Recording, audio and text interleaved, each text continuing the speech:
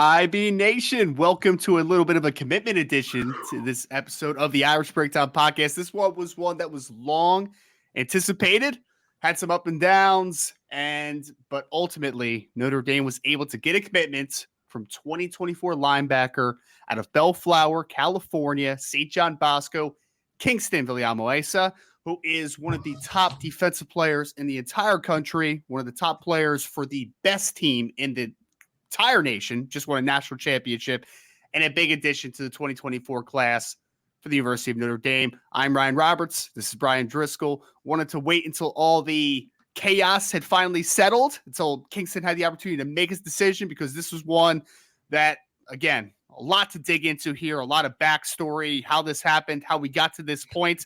Great day to be a Notre Dame fan, though, Brian, and a supporter. Boy, is it, brother. This was the biggest defensive uncommitted target left on the board. Notre Dame was able to finish this one out. Ryan, it was a wild ride, man. And we're going to get into whole backstory. We're going to share a lot with y'all today. As of yesterday, I had no idea what he was going to do. I woke up this morning, didn't know what he was going to do. As of earlier in the week, talking to my sources around the Notre Dame program, it was kind of like 50-50 at best. You know, nobody knew what he was going to do. You hear all these. There was a lot of confidence coming from the Ohio State side about how they were going to get him, and they felt good about it, and rightfully so to a degree, Ryan, because for a very long time this was Ohio State's to lose. I mean, this has been his leader for 2 years, and Notre Dame made great work. You always felt a lot more confident about this one than maybe even some people I know at Notre Dame did, which we'll get into, but got sort of this morning, I know you reached out to a couple people. Kingston wasn't talking. You reached out to a couple people that had heard that this was the deal. I finally got a hold of the people that I knew and found out that he had called all the staffs and made the decision. He was coming to Notre Dame. So this is one of those ones, and we're going to get into how it played out, Ryan. But at the end of the day, this was a huge one, and it was a different deal. This is a different kind of win for Notre Dame, Ryan, because it's not a kid that Notre Dame got on first. Did you publish the post yet on the board?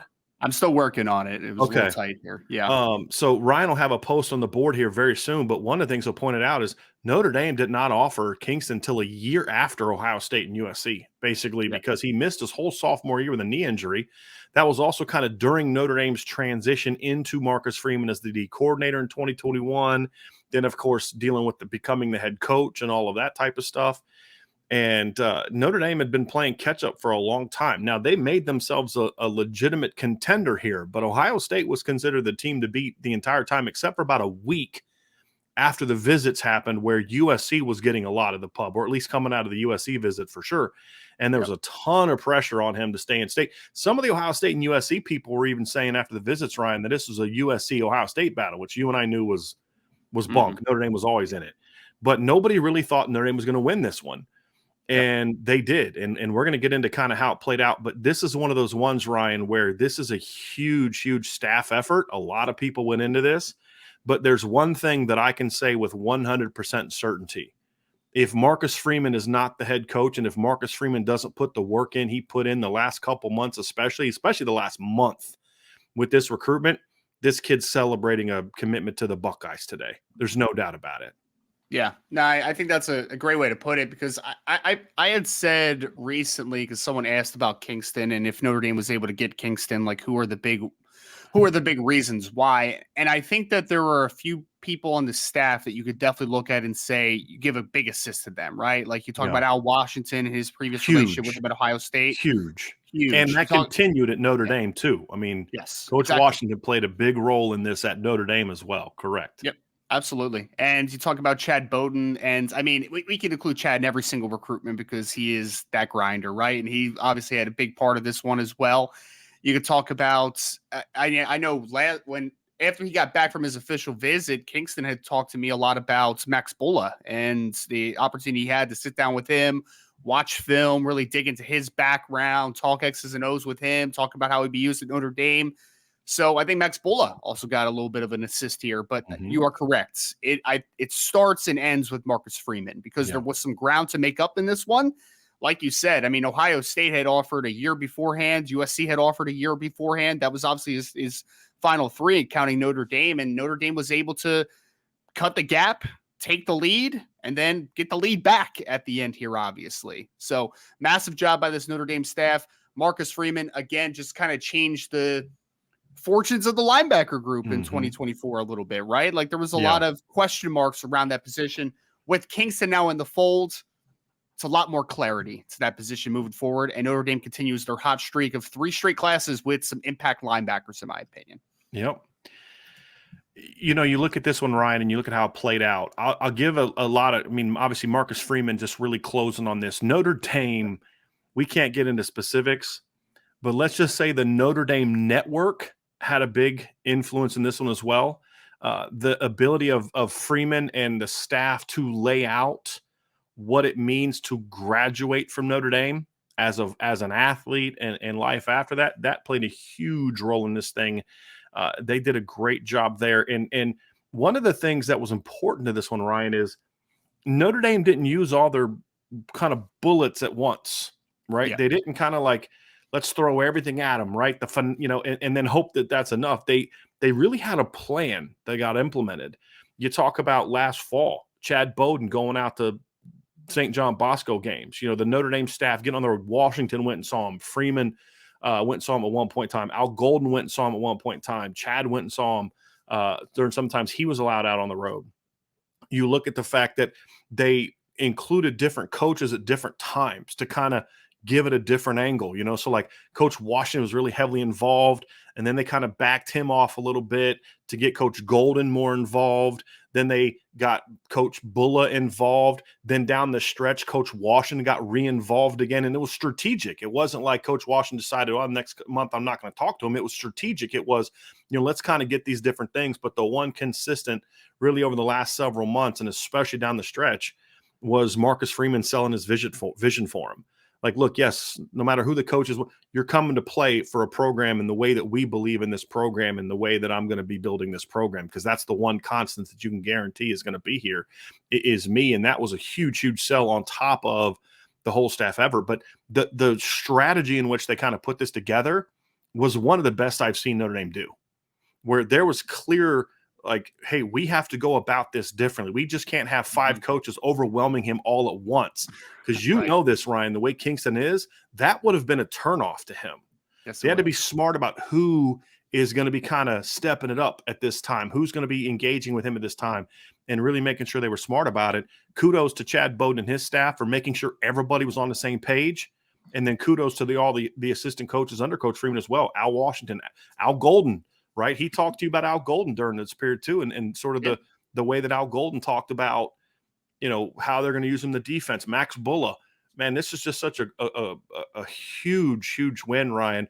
And it's one of those ones that, as I said before, this is very different from a lot of Notre Dame big wins, because this is not one where it was get on them early and hold on for dear life. Sure. and that's what makes this big.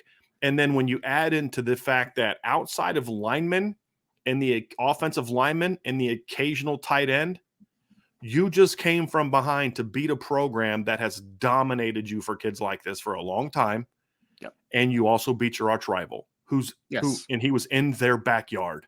Yep. That only adds, right, to how enormous this is for Notre Dame. Well, I think that's the 2 biggest points there is that I would say for me, Ohio State and USC had 2 of the easier sells for as far as comparative to Notre Dame in this class, from the sense of Ohio State was first. Ohio State has a linebacker coach that he was very familiar with, obviously, in James Laurinaitis. They have a little bit more of the consistency as far as over the last couple years, because Notre Dame obviously got in a little bit late due to the injury. USC, backyard. And we know that there was a great push, especially when he took his official visit to, hey, man, like, people around, kind of just, the miscellaneous people around, like, hey, stay home, help Alex Grinch and Lincoln Riley, get USC football back to the top. And, that great pitch, Troy right? Polamalu on campus during his visit, man. Like, they pulled out all the stops. They took out the big guns for sure. But I think that Notre Dame, for me, Brian, it's like, I think it was the authenticity, of course. But I really think that at the end of the day, I knew that Kingston wasn't going to be just pushed to the glamour and the glitz of this whole thing, right? You know, the Yeah. easy flash of USC, the flashiness of Ohio State to a degree. It was always because again, you know, there's some recruits that just kind of feed you the line, right? And then there's some guys that you can tell actually believe what they're saying, right? About what's important to them. And Kingston's criteria was always consistent. It was always, I am a faith-bearing man. I want to have my spirituality entrusted in where I'm going. I want to also be challenged academically. I want to be challenged as a football player, and I want to be developed as the best possible person and football player that I could be. There is no place out of that final three that does that better than University of Notre Dame as far as checking every single box. So being able to check all those boxes and beating a program like Ohio State that does have a lot of momentum, does have a lot of recruiting momentum, has done a tremendous job beating a team like that for a player that Ohio State wanted. Don't let there be any, fanfare of like, and oh did a no, good we don't job want to. with, right, Yes, Ryan? did a Like, great job this with it. isn't a thing where Ohio State or USC dropped the ball. If you're mad at their coaches, look, they did a great job with this. They did. They didn't drop the ball. They didn't take Notre Dame they didn't overlook Notre Dame. They didn't do. No. This is just one that Notre Dame won, and sometimes that happens. You know, Notre Dame has recruited kids hard in the past. We've talked about this with Elijah Rushing. Notre Dame did everything they could have done to get that kid that possibly were willing to do, and the kid just made other decisions, right? This is one of those ones for Ohio State and USC. They didn't drop the ball. They didn't do anything wrong here. This is just a situation where, Notre Dame was able to sell it all, Ryan. And I wanted to say something else to get you to respond to this too, Ryan, is because everything you heard Kingston say, you hear all the time. I care about academics, care about faith. And there were times during this where I didn't feel good about it just because of what I'm hearing from my sources. And Ryan just kept saying, I don't know, man.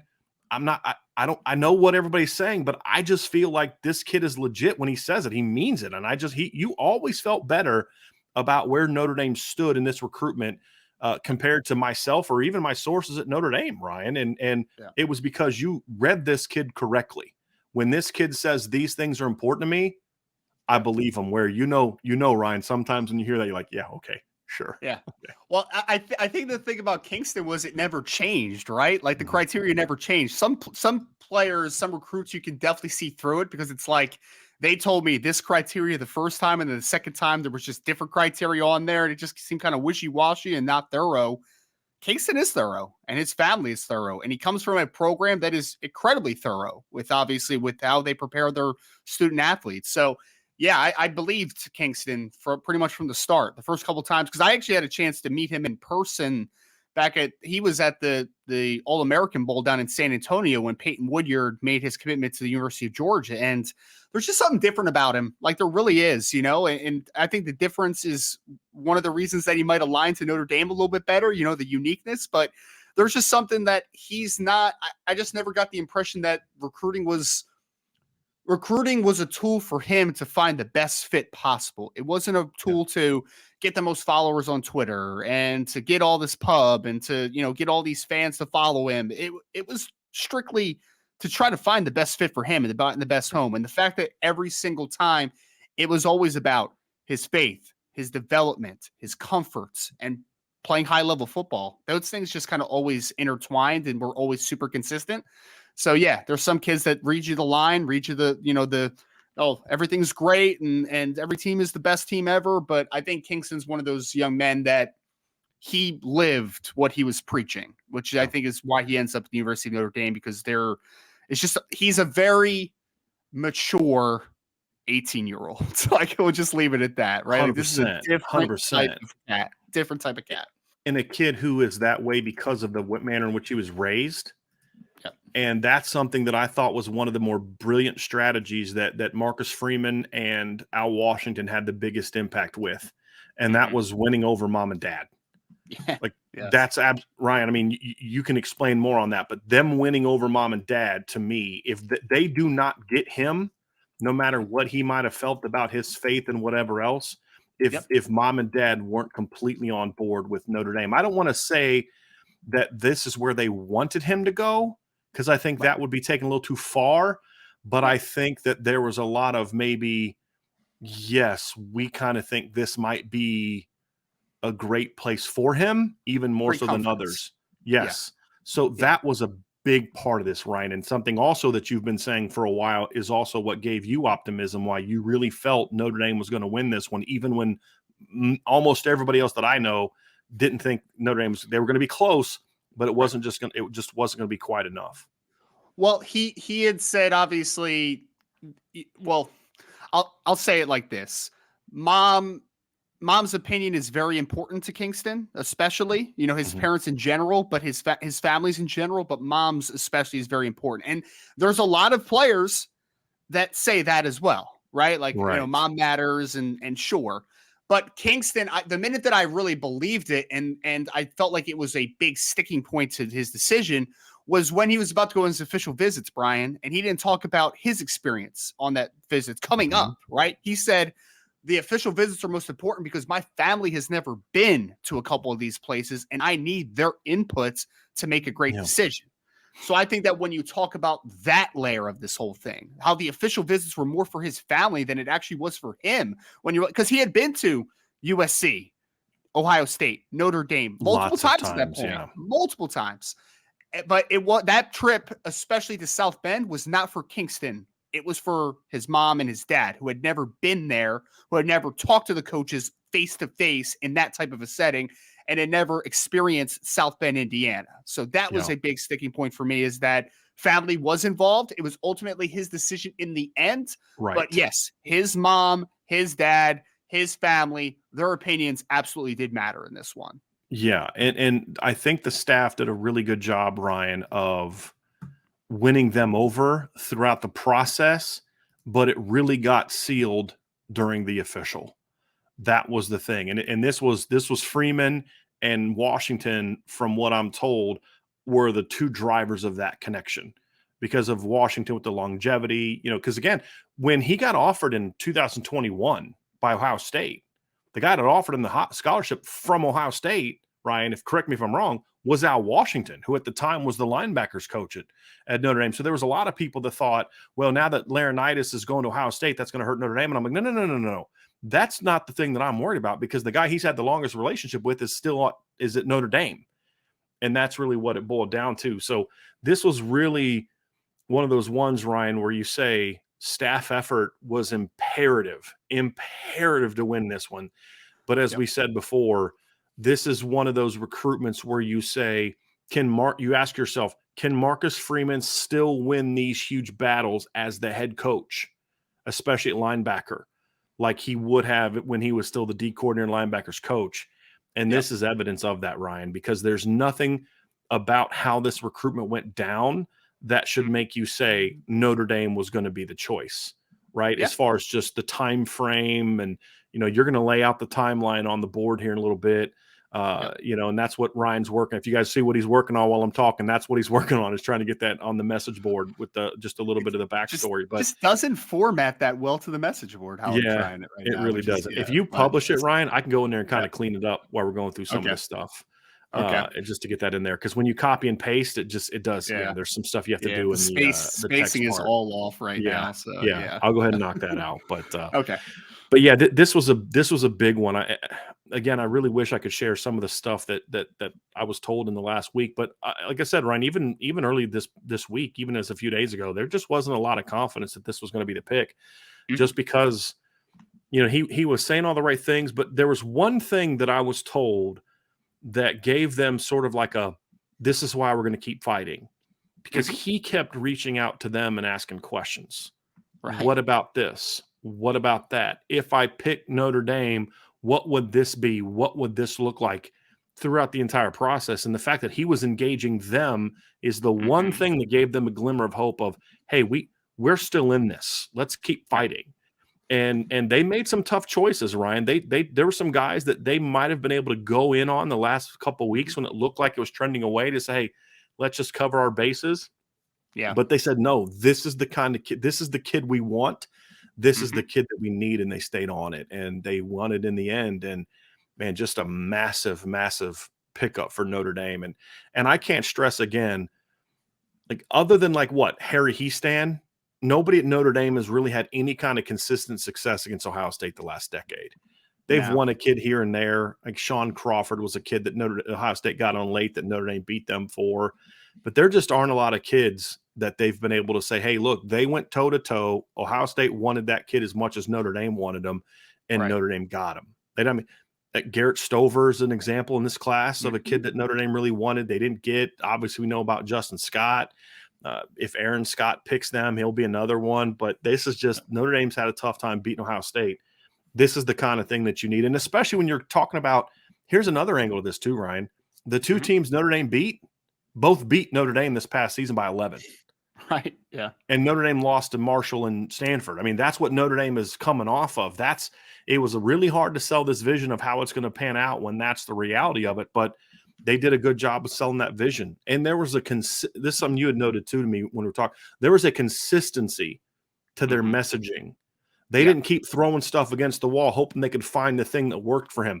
They had a message they believed in, and throughout the entire process, that stayed consistent. And I think that also mattered to Kingston. And when you have a kid like him and the way his family is, that consistency is gonna be important. 100%. Yeah, he is one of the most meticulous kids that I've ever talked to, as far as he knows what he wants.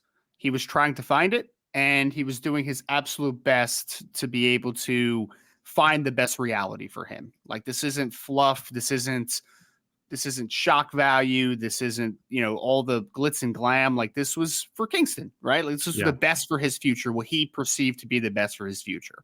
So yes, he was very level-headed. He was very meticulous. I can't say enough good things about this young man. And I wasn't, this is just a situation where you talk to him, and when you get to know him, you understand why Notre Dame is so high on him, and why I believe that, and we have good reason to believe this, that if he chose somewhere else other than Notre Dame would have kept recruiting him, because he's a Notre Dame kid. Like, he just is. Like, he's a kid that fits the program and would thrive at a place like the University of Notre Dame.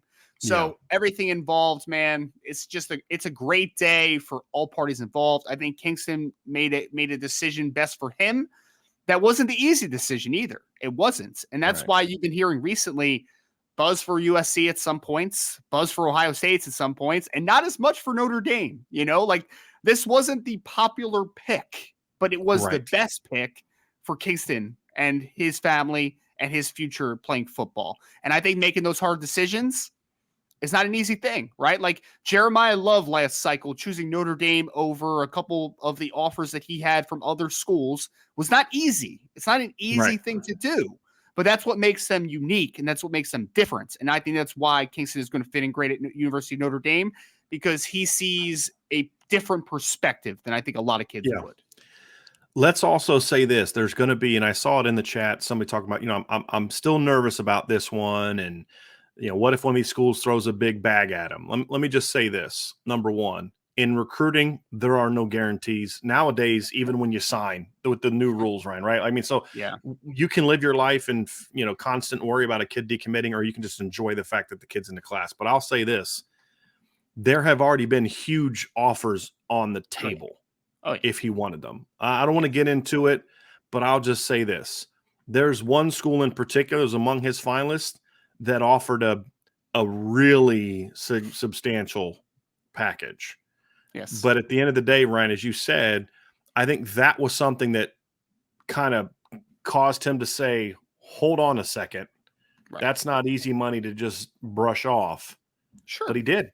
At the end of the day, he did, because he understood that you're making this commitment. The long-term value is a lot more important than the short-term gain. Yes. And so I'm just not overly concerned about it. I think the only way you could see Notre Dame falter on this one, as far as I can see it, Ryan, is if just the season goes horribly wrong or bad. Right. Which, but again, there are no guarantees, but that's just not one with this particular young man that I'm overly concerned about, just knowing who he is. And I honestly thought, Ryan, sometimes that you had just convinced yourself that they were going to get him because how much you like talking to the kid, because he's a great kid. And you didn't want to, have to be like, well, he's going somewhere else. You know what I mean? So Huge win for Notre Dame on this and one. No question. Think about where he's getting pulled from, right? I mean, we talked about the USC's backyard stuff, right, Brian? But one of his best friends just committed to USC as well. Marcellus Right. Williams committed to USC. His Right. other best friend, Peyton Woodyard, is going to play SEC football at Georgia. He also has a scholarship offer from the University of Georgia, from the University of And Ohio Alabama, State. and Yep. Ohio State. I mean, like there's a lot of pulls in different directions.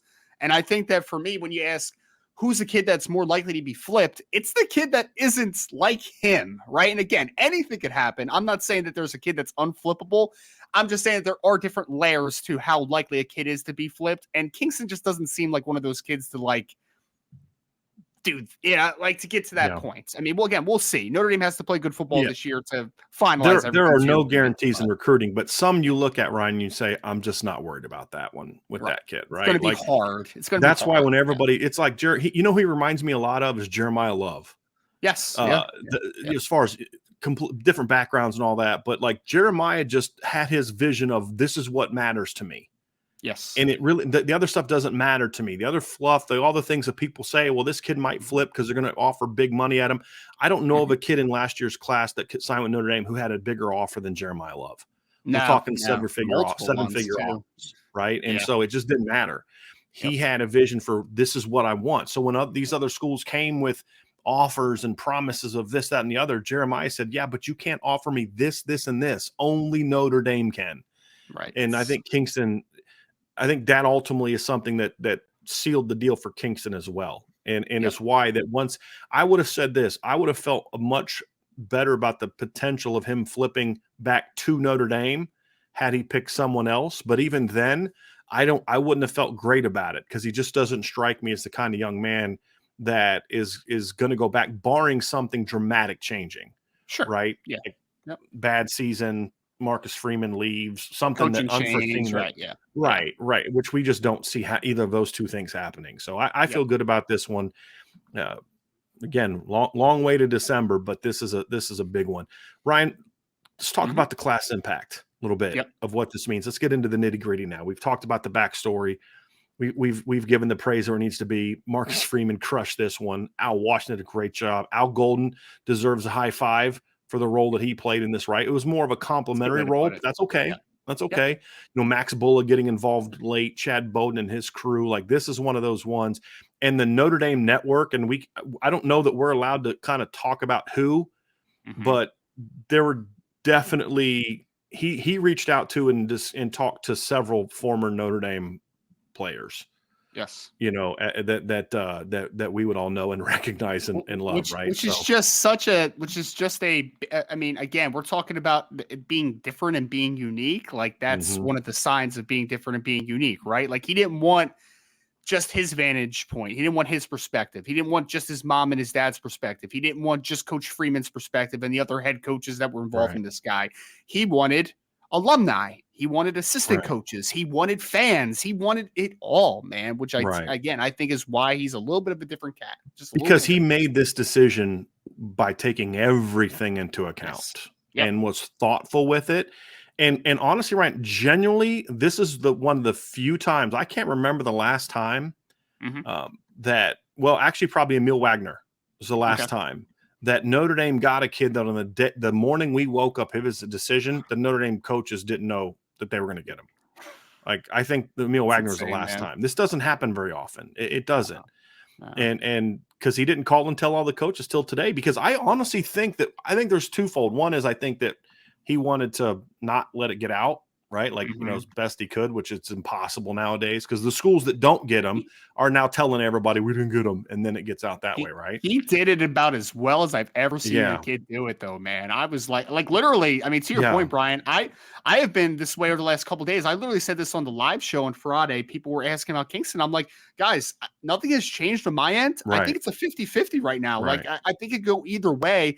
And I know people were probably like, what? How do you not know? And it's just like, no one knows. As of yesterday, Ryan, he had not told them. He did not call and tell all.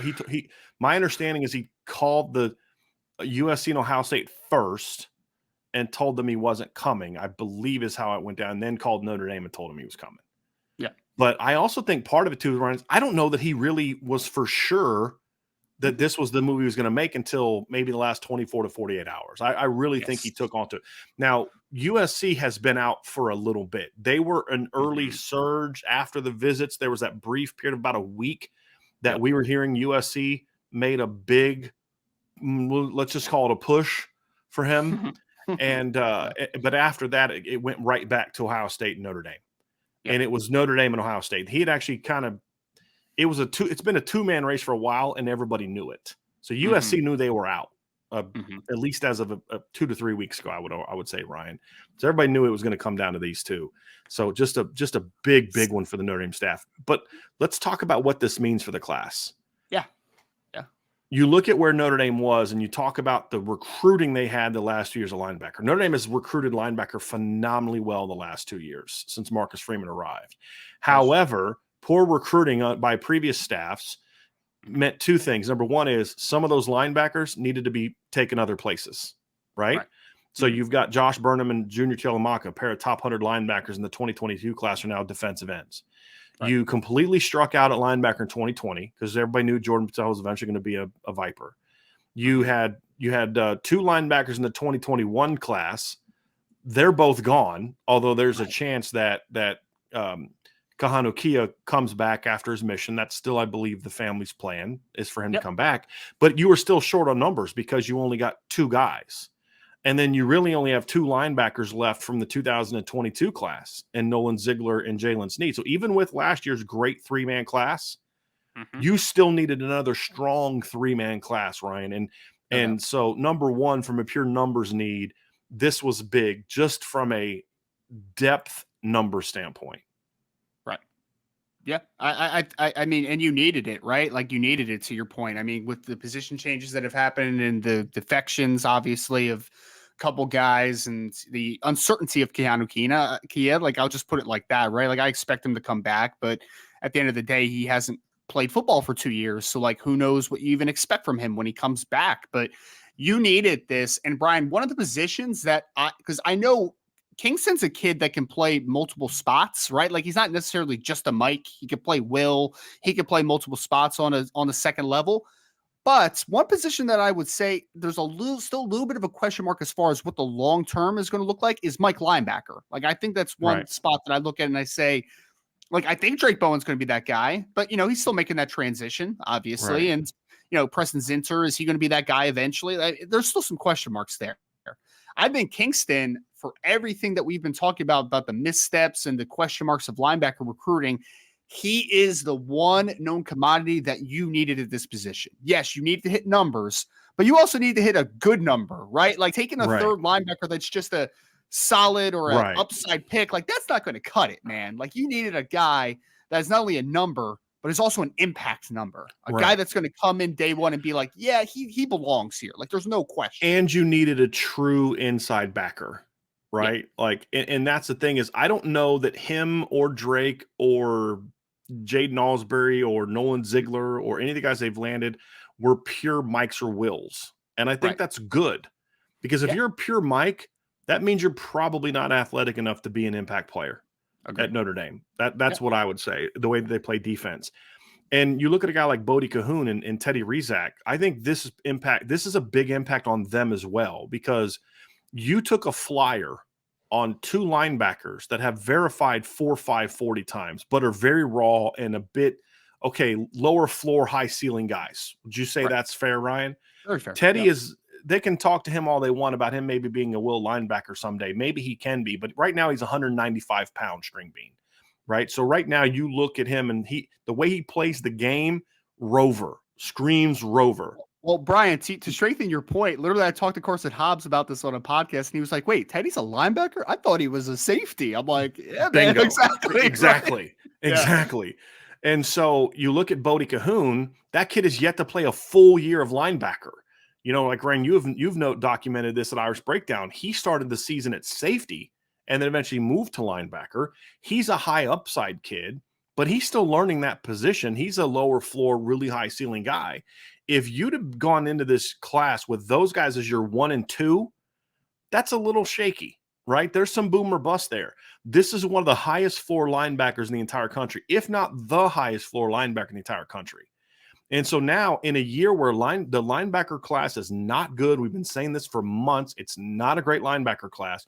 You got one of the best, and a guy that Notre Dame viewed as their number one inside backer on their board for a year. Would you say that's accurate, right, Ryan? That's, I think, kind of laid out in your thing. They stayed on him, and they get their number one inside backer, and now you took a flyer on two really high upside kids, and these other two where now they look like the complementary pieces to him, which adds impact. And it's the second year in a row that Notre Dame has signed a 3-man linebacker class that can play together. Because in last year's class, you could put Drake at Mike and Zinter at Will, and then Jaden at Rover. You could put Preston Zinter at Mike, Drake at Will. You could even consider having Drake at Rover. So, I mean, there's all types of ways you can play that trio together. And then this trio actually, to me, projects even a little bit more naturally with Teddy as a Rover and then Kingston and Brody Cahoon inside, whether whoever you want to have as the Mike or the Will. I personally like him as more as a Mike, just because the way he moves, and we'll get into that when we break down the film. But this is one of those big things, Ryan, where it's not just about numbers. It's not just about talent. It's, can you play them all together? Can they get on the field together? Can your best linebacker in this year's class, which is Kyngstonn Viliamu-Asa, get on the field with your two studs from last year, Jaden Osbury and Drake Bowen? And the answer is yes. The answer is absolutely yes. Yes, he can. Yeah. Can he get on the field with Jalen Sneed? Yes, he can. Because if you sign 3 stud linebackers 3 years in a row, and whoever you pick as the stud in 22, whether it's Jalen Sneed or Josh Burnham or Nolan Ziegler, whoever you view as the number one guy last year, Jaden Osbury or Drake Bowen, and now Kingston is the number one here, can they play together? Are they all Mikes, right? Or Wills? The fact is this is a kid that can not only play with the kids in his class, but can play side by side Drake Bowen or Jaden Osbury or Jalen Sneed in the future. That's huge. Because now you're putting together a group of guys that can play together. And then you know who else is really happy about this decision, Ryan, and the commitments they've landed at linebacker in the last 2 classes? You know, this is really fun. Marty Biaggi. There's no question. This guy's going to be like, are you serious? Kyngstonn Viliamu-Asa is the slowest linebacker you guys are recruiting in this class? Seriously? Okay. I'm really happy I made the decision to come to Notre Dame. I mean, think about that, Ryan. That's huge. In the last 2 years, I would argue only he's faster than maybe only one linebacker, and that's probably Preston Zinter, just pure speed, and that says a lot because this kid can run. Yeah, Preston Zinter could run a little bit too, which is pretty wild. That's why I said maybe. That's why I said maybe. I mean, it's a great problem to have, obviously, right? And obviously, saying that very sarcastically because it's not a problem. It's what people want to have, and I think that we talk about it a lot, but not enough people talk about the fit thing, right? It's like wide receiver, offensive line, defensive line. You got to make sure you're not recruiting the same guy, the cookie cutters, right? I mean, because Ryan, if you sign the 5 best offensive linemen in the country and they're all centers and guards, you're not going to have the best 5-man offensive line in the country. Exactly.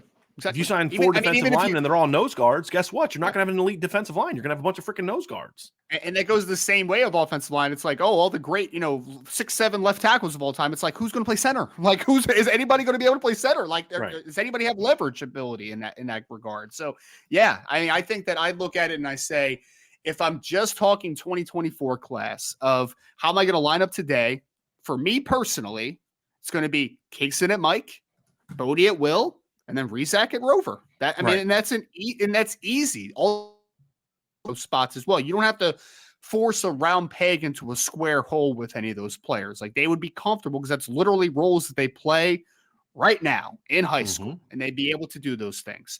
So yes, I think that fit matters extremely, to the highest of levels. And the other big thing is that you're getting versatile players as well, because there is a little bit of flexibility. Drake Bowen can play multiple spots. Preston Zinter can play multiple spots to a degree. Jaden Osbury might be a guy that can eventually play multiple spots as his body develops. You're talking about Kingston, ability to play both Mike and Will on the college level. You talk about Bodie Cahoon as a 6'2", 220-pound linebacker that can run 4.54.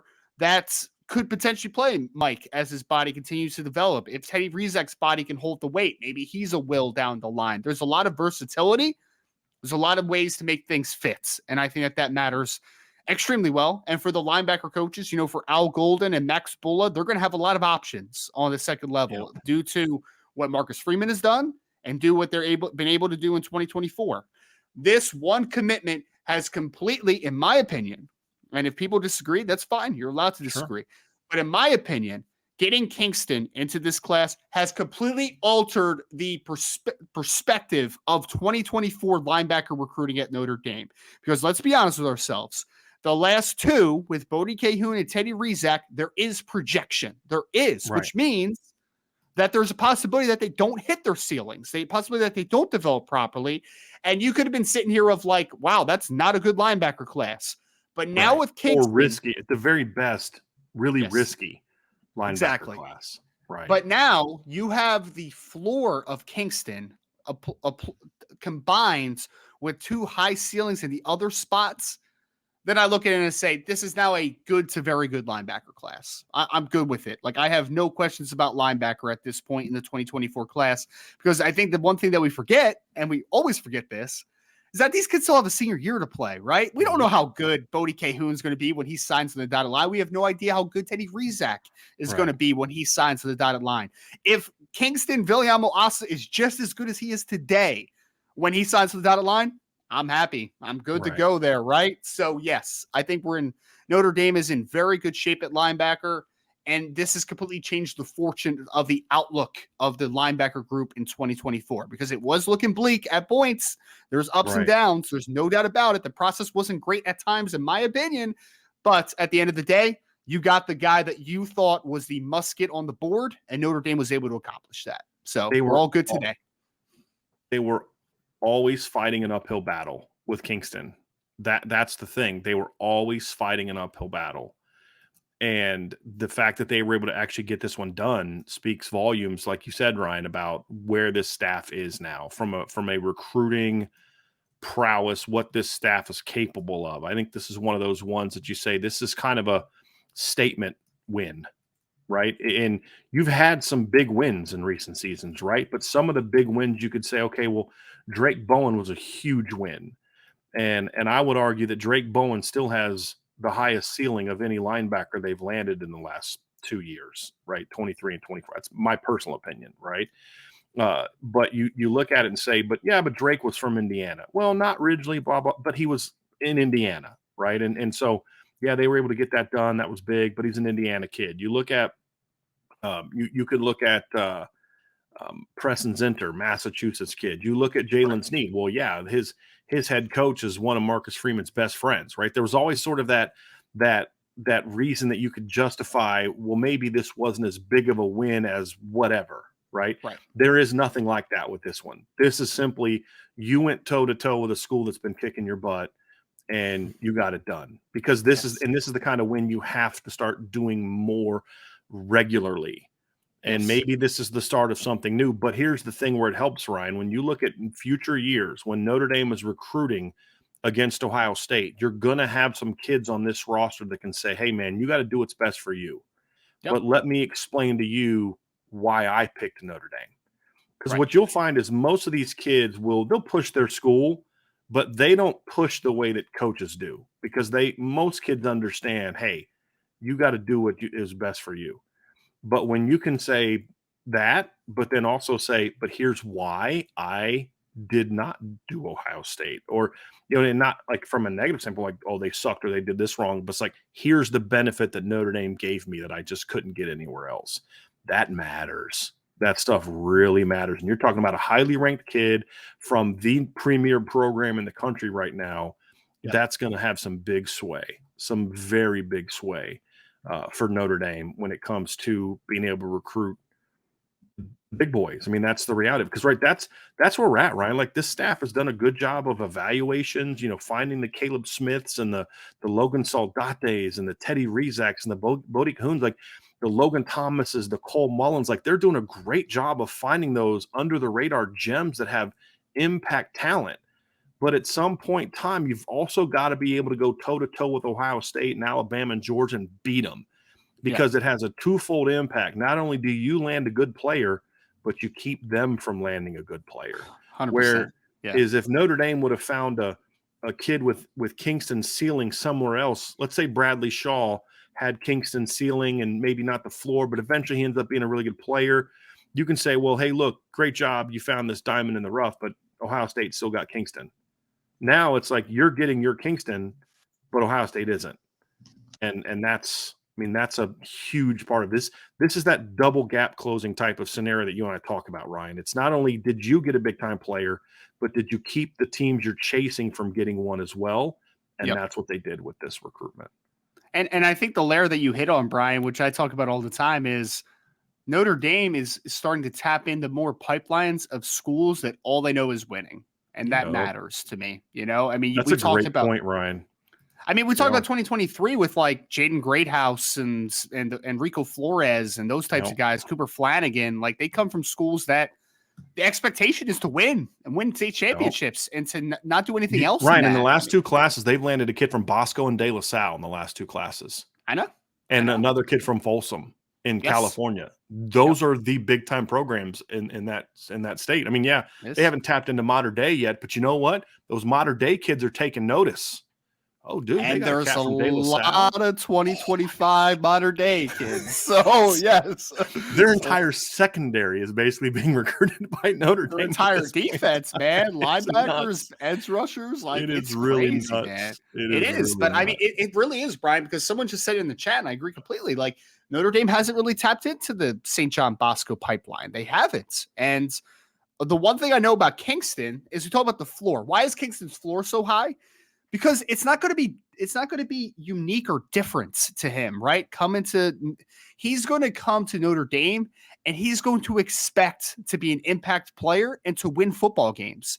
That's going to be the expectation. You know why? Because that's all he knows, man. Like that's all he knows. Jaden Greathouse. Why are people shocked that Jaden Greathouse looks like he's going to play a lot as a freshman and he was really good down the stretch of spring? Why are we shocked? We shouldn't be shocked because for that kid, won 52 straight games in high school on the 6A level in Texas. Ryan, I would say we've both said the highest ceiling at the receiver corps is Braylon James. Like it's not really close in my opinion. But what was the argument you and I had? Who's going to be most ready as a freshman, Rico or Jaden? Well, guess what? They're both showing really that because look where they came from. Yes. Right? I mean, that stuff matters. Yep. It's not the end all be all. You can find guys from other programs who aren't that way. Jeremiah Love comes from a big time program in Missouri, just dominates winning state championships. I mean, there's a lot of kids like that in Notre Dame's class where you're like, these are really dominant programs. Drake Bowen comes from one of the better programs in the state of Indiana. Yep. Jaden Osbury comes from a really good program in the state of Louisiana. They're not even some of the underrated kids. Cole Mullins comes from a great program in the state of Georgia. So you're starting to get more and more of these kids where Notre Dame is saying, hey, we're going to go find that sleeper kid. Logan Saldate does not play against very good competition, right? But it's not like an end all be all, but that stuff matters, especially when you're talking about what's going to be the thing that pushes you over the edge. And that's a big part of it. Also from an evaluating the class standpoint, Ryan, obviously this is a top 100 recruit. He's a top 100 recruit on the Irish Breakdown board. He is a 4.5-star upside kid. On my board, Ryan, I don't know if you view him as a 5-star upside kid or not. I view him just slightly underneath that. 4.5 is top 50 caliber player. He was close to it. He is actually by a point, the new number one player in the defensive class on my board. He's a point ahead of Cole Mullins. And so you got Cole Mullins, Bronte Johnson is my number 1, 2, and 3 with Logan Thomas. Now all of a sudden, Ryan, we've talked about this. Now you have a really impact top 100 caliber player on all 3 levels. Defensive lineman with, in my view, Cole Mullins. You have a linebacker in Kingston, then obviously Bronte Johnson is a safety. And then I would argue you have a borderline top 100 kid at corner as well in Leonard Moore, in my opinion. And you've got some, you've got some incredibly high ceiling guys like Logan Thomas, like Bryce Young, like Bodie Cahoon, like Teddy Rizak. I think I saw something where Tabron Benny Powell, a guy that you and I are not high on, had like a monster first game in a scrimmage they had, like a couple picks and like real big deal. So all of a sudden having Kingston in this class, Ryan, to me, it's just one kid. And I don't mean to get too hyperbolic here, but it completely changes the outlook of what this defensive class looks like, because there would have been a big gaping hole in this class if you don't get him. And now you've hit on guys, because, like, let's be honest about something, Ryan. Notre Dame took Logan Thomas when there were still some really good Vipers on the board.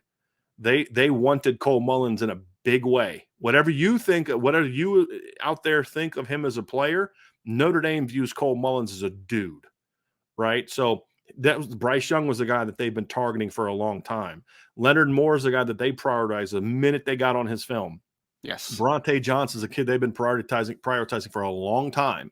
Kennedy Urlacher is a kid that they have been in on a long time. So now with getting Kingston, you can look and say, Ryan, yes, there have been misses, no doubt. Justin Scott was a big miss. Elijah Rushing was a miss. There are different types of misses, but there's a lot of hits now and hits at different positions of guys that they have been prioritizing for a long time. Not guys they moved on after they missed someone else, but guys that they prioritized early on. That's huge to me. Huge to me. Yeah. Well, it's a hit on a guy that maybe you shouldn't have gotten, right? I mean, because I'll say like this, Brian, because I do agree that Cole Mullins is very underrated from just the national perspective of him, right? But I look at him and I say, but Notre Dame versus the teams that have offered him, Notre Dame should win that battle. Kennedy Urlacher the same way. Notre Dame should win that battle. You're battling against the big dogs for Kingston, like the big dogs. Great point. I mean, Alabama, Georgia, they didn't even make the top group for Kingston, but they also have offered Kingston. Texas has offered Kingston. Some of the big LSU, guys, Oklahoma, Penn State, Michigan, right? Yeah. Oregon, Tennessee, big dogs, man. And a lot of those schools that you just mentioned also Texas A&M. He visited Texas this spring too, Ryan, I believe. He did for an unofficial. He did. And those also, and he also visited Miami at some point this offseason as well. So you're talking about a lot of the schools that you just said as well, Brian. They have a different pitch than what Notre Dame can give to a recruit as well. So you were fighting an uphill battle. You're fighting a battle for a kid that maybe you shouldn't have landed, if we're being honest. But and I can say this, Ryan, with certainty. Let me just interject this. I'm sorry to cut you off, but I wanted to get this to you before you moved on to another thing. This is a kid you do not land in the previous staff. I don't mean this as a slap in the face, but they had a track record of not being willing to see recruitments like this through to the end. Yeah. They would have panicked and taken some other, low kid and tried to convince everybody, no, we like this kid better. That's what they would have done in the previous staff. This staff took a risk. It took a gamble, Ryan, where a lot of linebackers have committed elsewhere, dude, like a lot of them. But they said, no, we're seeing this one through because we think this kid, it reminds me a lot of the Christian Gray recruitment last year from this standpoint. I remember when Ohio State and LSU had kind of passed Notre Dame by. And so this part's a little different because Notre Dame was the leader for Christian and then fell behind. That's a little different here. But I remember talking with someone and the point was made to me is like, look, we're not going to stop recruiting this kid because at the end of the day, we believe he's a Notre Dame kid. He just doesn't know it yet. And I think that's very similar to Kingston here as well, as Notre Dame didn't panic. This staff didn't panic when LSU and Ohio State, big dogs, were beating them for Christian Gray. They stayed consistent. And at the end of the day, Christian was like, this is more of who I am. And I think that's something that helped them here in the faith aspect, obviously helped a bit too, but they could have panicked. The previous staff would have panicked and moved on a long time ago, Brian, if they ever would have made the hard charge to begin with, because they very rarely went out to modern day. I think the last Bosco kid that Notre Dame tried to recruit was DJ Morgan.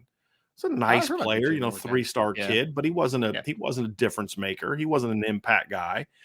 Great kid and went to UConn and played a little bit at UConn is there and all that. But these are just the battles they chose not to fight. And this staff said, no, we're going to fight because if we want to win a championship, these are the kind of kids we need to get.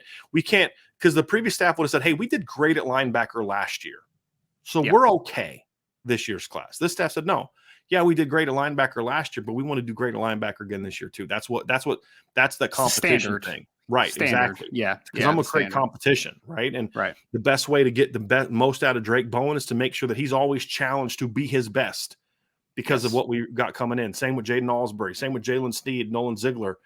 And that's how you build a great team with great depth and elite championship caliber play. And, they did that. They met their needs in every capacity now in this class. They took some chances, but they took chances on tall, long kids with verified 4.5 40 times. Yes, That's what they did. exactly.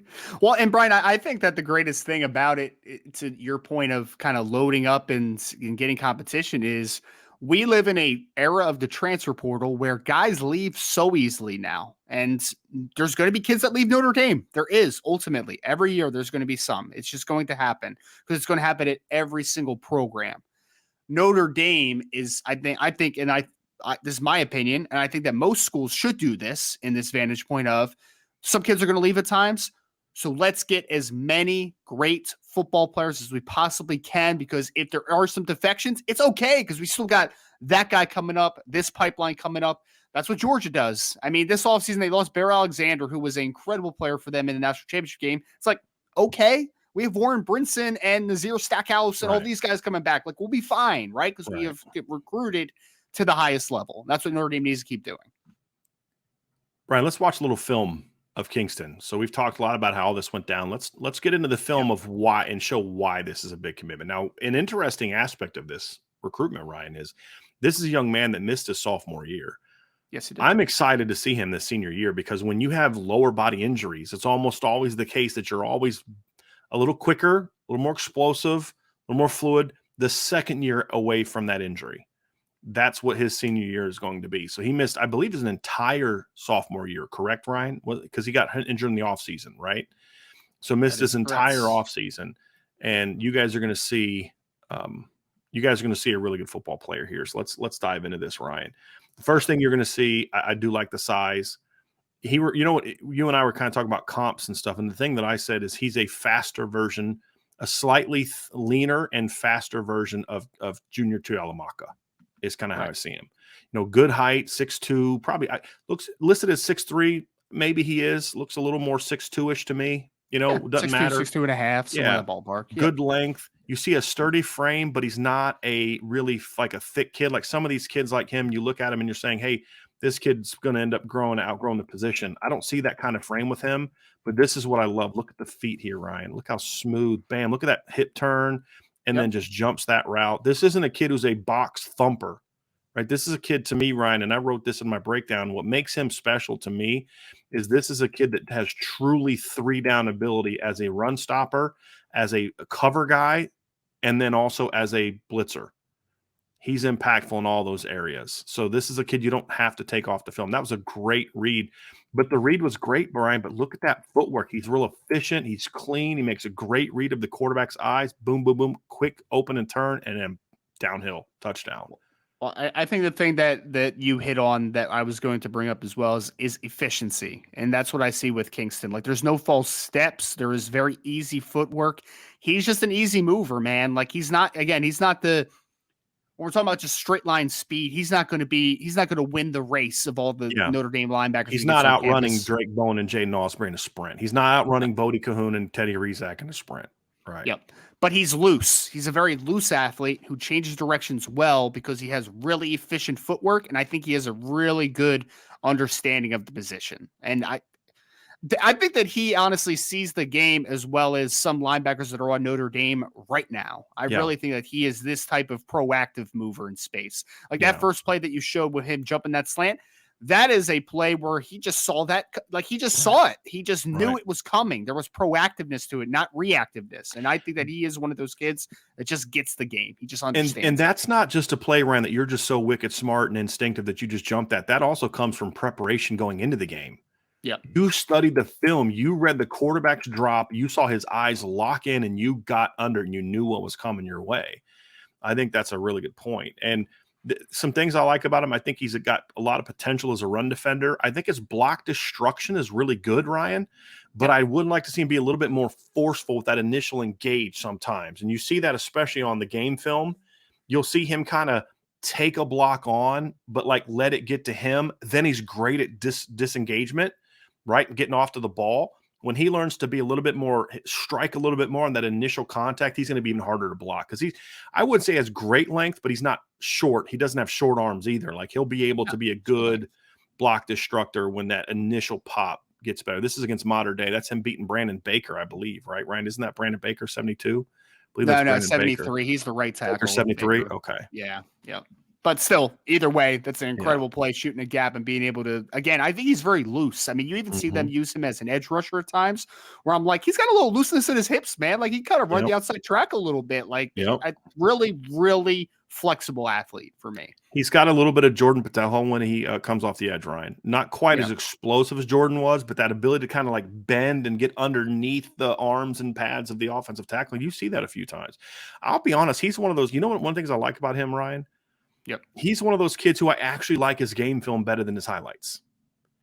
I feel he's one of those kids that you don't really appreciate on highlights as much as you do on game film, because on game film, you just see how constantly active and locked in he is. Yeah. Even on plays where the ball's not coming to him, where it's just like, man, that was a really good run fit right there. Like there was nowhere to cut back. He didn't make the tackle. This is one of those ones I'm talking about. This is Brandon Baker right here. I believe. Yes. The right. Nope. That's not him either. Nope, it's 77. Yeah. So look like modern day. I don't know if that's modern day or not. Interesting.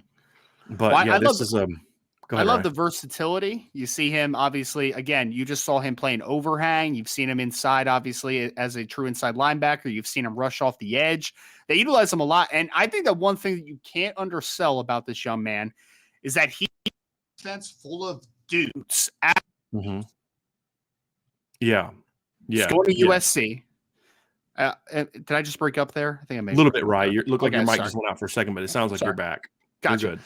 So Marcellus Williams is going to USC. He has two other linebackers that are going to Texas A&M and Washington. He's got a safety behind him. The kid going to Washington's also really good. Athletic as anything, man.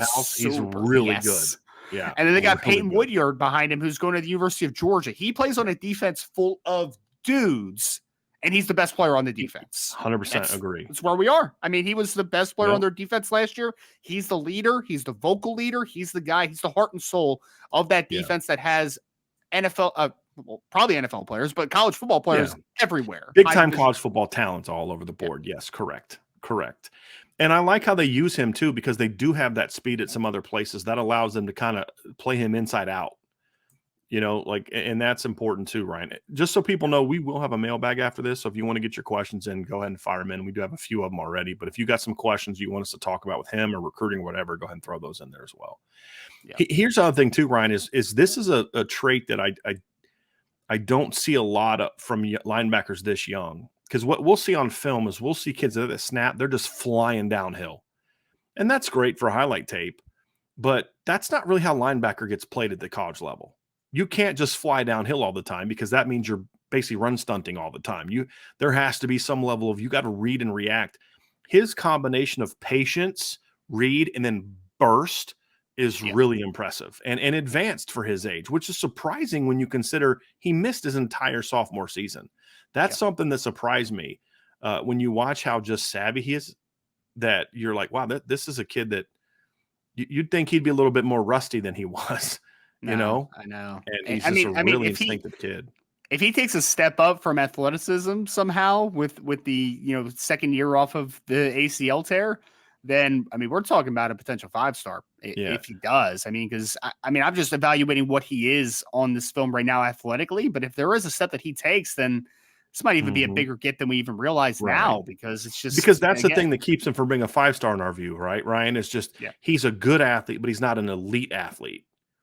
And that's what makes him not be a 5-star upside guy in my view, and why he's not a top 50 guy for me now, although he's close. He's very close. It's not that much of a step either, and so it's going to be impressive to see how it all plays out. Look at the hands there, right? He's got really quick hands. You can kind of see the link there a little bit. You love the motors. Feet never, that's nothing, right? His feet never stop moving. Accelerated anything on contact. Yep. He's just got that natural feel of when contact. This is a great example. When contact comes, I've got to really drive. Yeah, that's not fun. That's not fun if you're an offensive tackle. That's not fun. No, it's not. That's not. No, I feel bad for that kid. But that's that lower body strength, getting the pads underneath him, and he doesn't even really coil that much on that one. He just got that natural power. Oh, he's got that Samoan strength, man. He's got the Samoan strength. I don't know what I don't know if somebody said something to him before this game, but this is like the third just destroy somebody that he's had against this team on film, dude. Goodness gracious. Playing offenses too, man. Yeah, yeah. Somebody said Looks like something he's about him blocking that them he up. didn't like. Look at that. Yeah. That's that patience we're talking about, right? Like stay on your assignment. Don't get sucked in with the running back. That's not your job. Stay on the quarterback.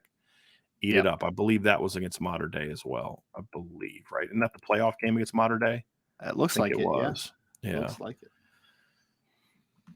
So this is this I would argue, I think you can make a case, Ryan, that if you're going to put him at a position, you project him as a Mike, that he's the best Mike in the country in the 2024 class, in my opinion. He's in that conversation, in my opinion. Yeah, I like this play Yeah, too. certainly is. Certainly is. Yep. I mean, because he Scoop. has Oh, and that was number 6. That was House that forced that fumble as well, which was kid's going to Washington. So He's really good.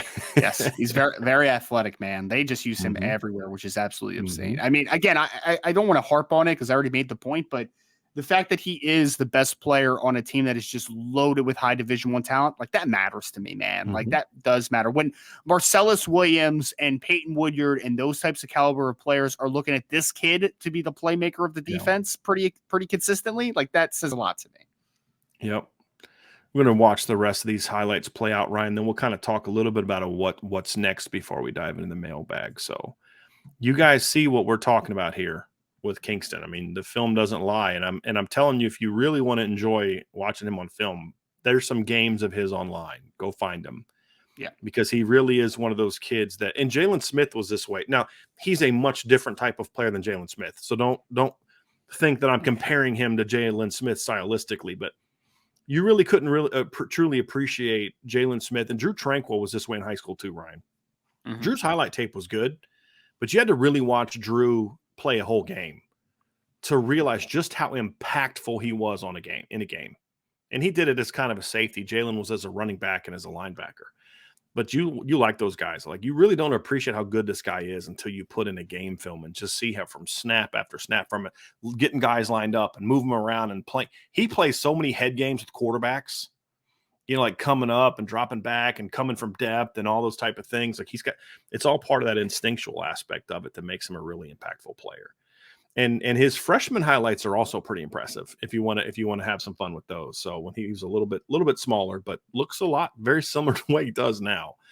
So big pickup for Notre Dame, very impactful talent, and a kid that brings, I would argue, one of arguably the highest floor of all there are other linebackers they've signed with higher ceilings in recent seasons. Yeah. I don't know that there's a linebacker they've signed with a higher floor in the last couple seasons. Fair. Would you agree with that? Fair. Yeah, I think so. I mean, because he's just so technically advanced for his age, right? Like he just gets the game, and he comes from a great program that's used to winning. He brings all the requisites, physical traits that you'd want, being 6'2 plus, 230 pounds as a junior in high school. So yeah, I think that he brings an incredible baseline when you put everything together. So Ryan, let's talk a little bit about what's next at linebacker. Right. Because obviously we've had a lot of questions in the chat about, okay, do they go for another linebacker in the class? As of right now, I do not expect Notre Dame to go after another linebacker in this class. What we had said before is if Bradley Shaw would have wanted to come, they might have I think they would have taken him and then still kept on Kingston. But once Kingston committed before anybody else, they were going to shut it down. The only thing that would change that, Ryan, is if for some reason there was something changes on the current roster or current class for some reason. There's a major injury, there's a departure that right now we can't anticipate. But but even then, I still think they would just add another kid to the 24 class, and then maybe go to the portal for depth if they needed depth for next year. So I anticipate Notre Dame being done at linebacker. Again, never say never. Yep. But as of right now, I think that they're done. Bodie Cahoon and Teddy Rizak seem pretty locked in right now to Notre Dame. Yes. So I believe they're done at linebacker in 24. So when we talk about what's next, Ryan, what this means now in June of 2023, Notre Dame can now start focusing its attention on the 2025 linebacker class, which is great news because for all the issues you and I have complained quite a bit about how the 24 class has got some really rough spots, There's some positions that are just not good. And it's a good year nationally, but not a great year nationally. And then some of the higher ranked kids, I believe, are just a tad overrated. When you look at the 25 board nationally, and then from a Notre Dame standpoint, the board is loaded. I believe Notre Dame's already over 20 offers at linebacker for linebacker rovers in this class. Easy. Yeah. And when you look at, there's also a lot of kids that fit the Notre Dame mold. So, for example, Notre Dame's twisted path to this linebacker class took some bad turns because there was kids that I believe you and I both believe that Notre Dame would have had a great chance to get Tylen Singleton, for example, if he could get into school. Yes. Love Notre Dame, but just it wasn't going to fit. It wasn't going to work from that regard. Next year's class is great fits and incredible talent. I could list right now off the top, like not off the top of my head because I'm looking at the list. That's not what I meant. But I'm just like right now I could go through and list 9 or 10 dudes easily that if Notre Dame landed, you're talking about that's a big pickup. Yeah. And most of these kids have already been on campus when you go through it. I mean, here's some of the guys that I absolutely love in next year's class. Justin Hill from Cincinnati, Christian Jones from Nebraska, Landon McComber from Las Vegas, Noah McHale from California, who's a dude. I really like Gavin Nix already in next year's class. Anthony Saka is an absolute stud in next year's class. Obviously, Nathaniel Owusu-Boateng. Carlton Smith's a very talented player in next year's class. Brett Clatterball is a really talented player in next year's class. And those are just the guys. Elijah Barnes, I know, is a guy that you like a lot. I believe, yeah. And I haven't even watched all these kids. There's still other kids that I haven't even watched yet. I haven't watched Bo Jackson yet. I haven't watched Marco Jones yet. I haven't watched Marquise Davis yet. I haven't watched, a couple of these kids yet that for next year's film. And I'm already loving this class. And there's some kids that are safeties right now that I think could maybe project as rovers. When you talk about the other kid from Las Vegas, Matai Tagoa, he's a kid that I think when it's all said, he's already a 6 foot, 490-pound thumper as a safety. I think he's a rover when it's all said and done. Now you get a really big head start on that class. You've already had a bunch of these kids on campus already. Yep. You've like Noah McHale's been on campus already. A lot of some of them haven't, but a lot of these kids have been on campus already. I believe Landon McComer's been on campus already. Obviously, I believe Josiah Key has been on campus because his brother played here. Justin Hill's been on campus already. Brett Clatterball has been on campus already. Anthony Saka's been on campus already. Carlton Smith has been on campus already. So now you want to get Nathaniel Owusu-Boateng on campus. You need to get him on campus. I don't believe Christian Jones has been on campus yet, Ryan. Has he? Not yet. Okay. Nope. But he's got a teammate that's committed to Notre Dame. Yep. So there are kids that you're going after already in 2025, and a bunch of them have already been on campus. And so now and here's the other part of it too, Ryan, because you got Kingston, you can now be really picky about which linebackers you go after next year. And it's pretty much like you better be targeting dudes in next year's class. There's no need to rush and panic and take a projectable kid because you missed on the cup. No, get the dudes. And that's where the focus needs to be. And it's because you were able to get the 3-man class you got in back-to-back years that allows you to now say, we're looking at one of the better linebacker classes we've seen in recent years from a national standpoint. And you now have a full year head start on these guys, really. And you can be a little picky with them. There's no excuse now not to have another great linebacker class. And I think that getting Kingston gives me faith that even though Marcus Freeman, because this was the first class, and this was our concern for a while, Ryan, this is the first class of linebackers that Notre Dame was going to get that weren't influenced by Marcus Freeman as the defensive coordinator.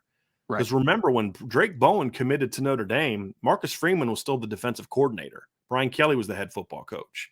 When Jaden Osbury fell in love with Notre Dame, Marcus Freeman was still the defensive coordinator and linebackers coach.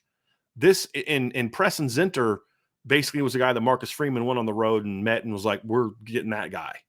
Right. Yeah. So this is the first class you look at and say, this is all post Marcus Freeman as the linebacker coach DC.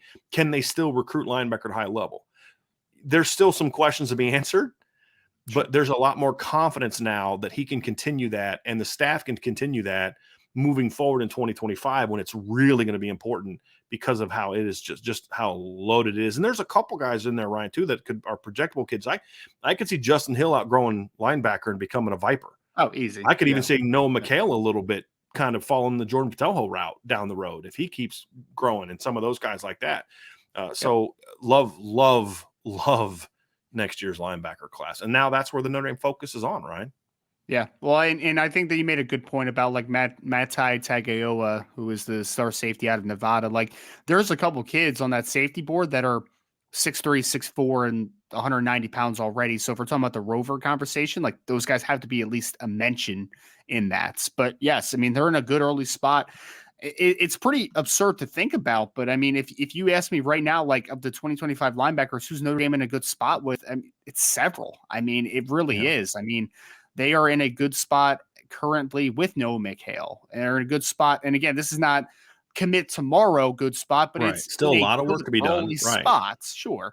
Landon McComber, they're in a very good spot with Christian Jones. Although he hasn't been to campus yet, they're in a very good spot with a guy like Christian Jones. Anthony Saka has been to campus already, and they're in a good spot with him. I mean, and they are, although Nathaniel Owusu-Boateng is probably going to be a tough pull again out of IMG now, transferring down from the state of Maryland, he listed Notre Dame as one of his top 4 schools, and he's never been to Notre Dame before. So, yeah, I That think that article you had on him was very encouraging because we hadn't yeah, really heard a lot about him and his interest level in Notre Dame. So that was very yeah. important. Yeah, no, I think it was great that Notre Dame was the only school listed that was outside of the state of Florida. And I was like, oh, it's very interesting, right? Like very, very interesting. So I think when you look where you are with some of these linebackers, you're very confident with potentially how you're going to move forward with the 2025 class. And they bring a lot of position flexibility, to your point. I mean, there's a lot of guys that can fit into multiple linebacker spots or eventually transition to a completely different position, play some Viper. And there are a lot of those guys on the board.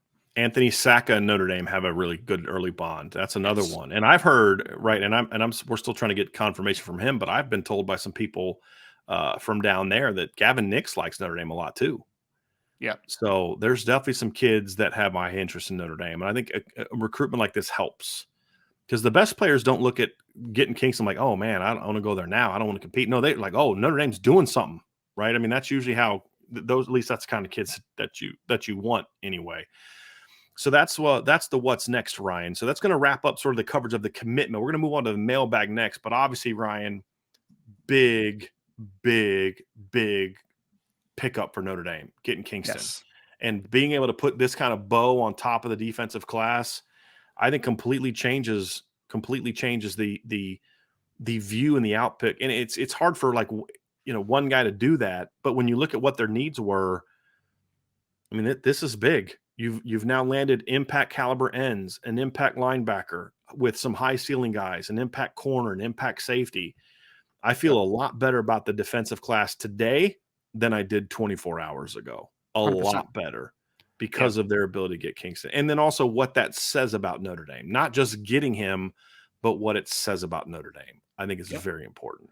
Agree. I mean, there were a few of the top targets that we talked about, and Justin Scott was obviously in that conversation before he committed to Ohio State, where you're like, Notre Dame needs those guys. You need to be able to land those. And there was some hardships there, right? That there were a lot of downs in those instances. You know, Justin obviously being a perfect example of that. But this was a much needed boost of, oh, okay, Notre Dame's here to play with the big boys. Like they can do it. So yes, you got a great talent, you got a great young man, you got a great leader, and you were able to beat one of your Midwest rivals to be able to do it, which is the biggest thing. And we didn't really mention this. We talked about the defensive class. Now you're a Gearby Lambert pickup away from really finishing off with some momentum, because momentum is a thing, right? Especially with fans. And that's another one you'll have to beat Ohio State for to get Gearby Lambert. That's another one we're going to be Ohio State for. Doesn't matter quite as much because Notre Dame has beat them for some big-time offensive linemen in the past, but it matters from this standpoint because the guy that beat Ohio State for those big-time linemen in the past was Harry Heastan, not Joe Rudolph. And so it would also be a really good sign that you're able to beat Ohio State for a kid that they wanted. That's a big time, one of the best offensive tackles in the class. And you did it with Joe Rudolph, not Harry Heastan. Yeah. And I think that's so if they can, pardon me, pull that off, that now all of a sudden that momentum starts getting back to where Notre Dame goes into fall camp with recruit. You're feeling really good about where recruiting is going. for the team now moving forward. So just certainly big pickup. Hey, we're gonna go to the mailbag next, folks. Before we do us a favor, hit that like button, hit that subscribe button, hit the notification bell, share this podcast. Ryan put a really long sort of timeline on there. I'm going to add a little bit of an intel piece, some of it that I'm going to put in there. Ryan already has in his piece. That's on the message board only type of thing. I'm going to have just a little kind of a backstory of how this all went down on the message board as well. You can definitely check that out at boards.irishbreakdown.com. Can be an annual member, a monthly member. We had a gold club sign up today. We've had a Shamrock club sign up today for the booster club. You can join those as well. So definitely check that out at boards.irishbreakdown.com.